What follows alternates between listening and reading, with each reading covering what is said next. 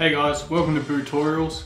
Now this is part 3 in the shelf fitting series, so if you're following along, thanks, and let's keep it going.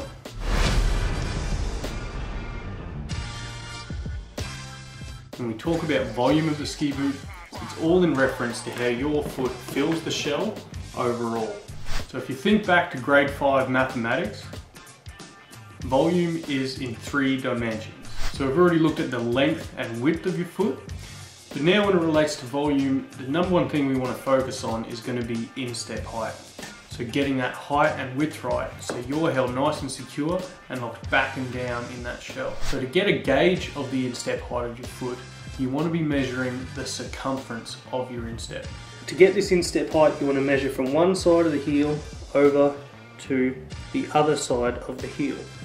Now on a standard volume foot, this dimension is going to match the length of your foot.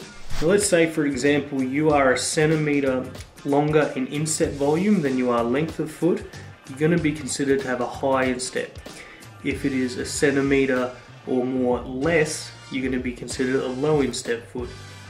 Now it is most common that this instep height is relative to the rest of the dimensions of your foot's volume. So a high instep having a wider forefoot, heel and leg, and a lower instep usually has a narrower forefoot, heel and leg. So boot manufacturers shape their boots accordingly with corresponding volumes to last widths.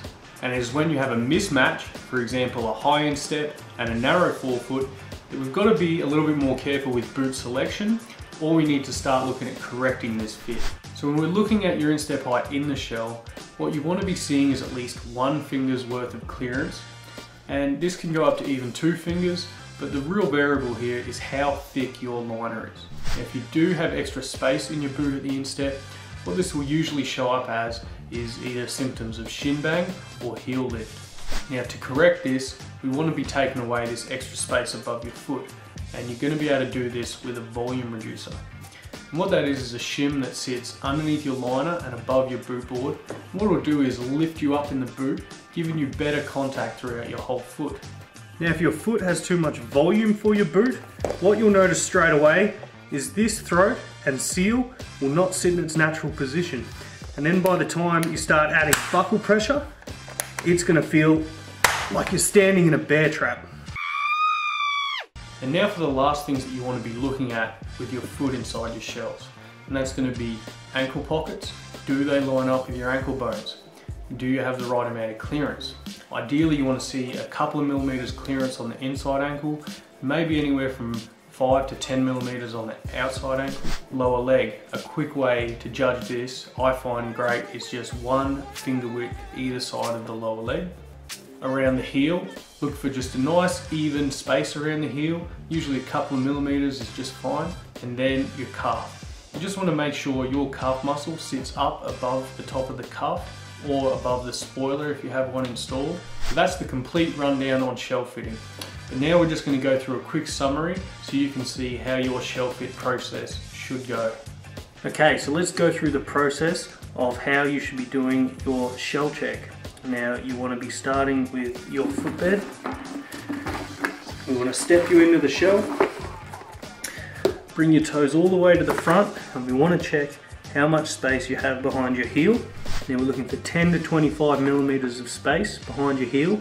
So just your quick reference will be 1 finger is good, 1 finger sideways is good, 2 flat fingers is good, 2 sideways fingers is bad. That is going to be your maximum for how much space you can have behind your heel. Then we want to bring your heel back just to about 5 millimeters off the back of the heel. We want to draw your foot over to this inside edge, and we want to check for space down the lateral side.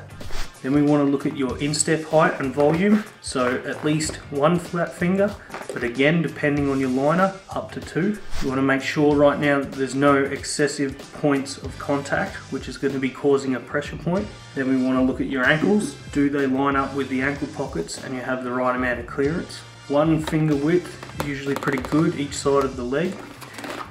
And then make sure your calf is sitting above the cuff. Now shell fitting is a huge subject, but at least now you can go through all these steps and really diagnose what boot is going to be working for your foot and any corrections that you are going to need to make to make the boot work for your foot.